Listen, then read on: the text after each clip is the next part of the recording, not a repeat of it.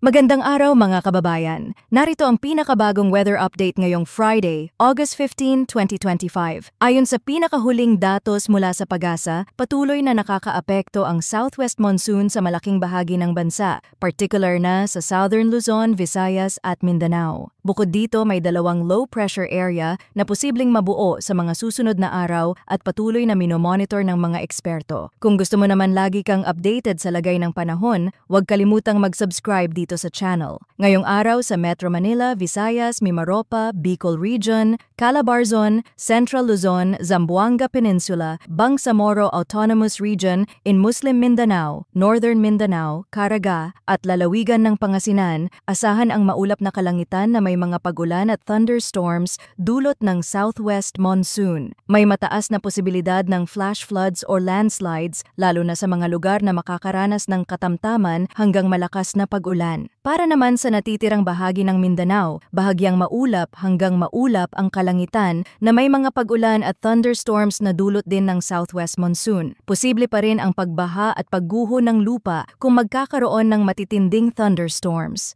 Sa nalalabing bahagi ng Luzon, bahagyang maulap hanggang maulap ang kalangitan na may mga pag-ulan dulot ng localized thunderstorms. Hindi rin inaalis ang posibilidad ng flash floods o landslides kapag malalakas ang buhos ng ulan. Para sa kondisyon ng hangin at karagatan, sa Northern Luzon ay inaasahang katamtaman ng hangin mula timog silangan hanggang silangan na may katamtamang taas ng alon na mula 1.2 hanggang 2.1 meters. Sa natitirang bahagi ng bansa, banayad hanggang katamtaman ang hangin mula timog hanggang timog kanluran na may bahagyang maalon hanggang katamtamang taas ng alon mula 0.6 hanggang 2.1 meters. Samantala ayon sa mga international weather agencies tulad ng GFS at European Model, may posibilidad na mabuo ang isang low-pressure area sa West Philippine Sea na maaring lumakas at maging ganap na bagyo bago ito tumama sa Vietnam area. Isa pang low-pressure area ang posibleng mabuo malapit sa extreme northern Luzon at kikilos patungong Hilaga. Bagamat hindi inaasahan na alinman sa dalawang sistemang ito ay direktang magla-landfall sa bansa, maaari pa rin nitong palakasin ang southwest monsoon na magdudulot ng pag-ulan sa malaking bahagi ng Pilipinas. Mahalagang tandaan na pabago-bago ang kondisyon ng panahon. Marami pang maaaring magbago sa galaw at pag-develop ng mga sistemang ito sa mga susunod na araw. Kaya naman mahalaga na patuloy tayong mag-monitor at manatiling nakaantabay sa ating channel para sa pinakabagong impormasyon. Laging maging handa, magdala ng payong kapag lalabas ng bahay at iwasan ang mga lugar na madaling bahain o gumuho kapag may malalakas na pag-ulan.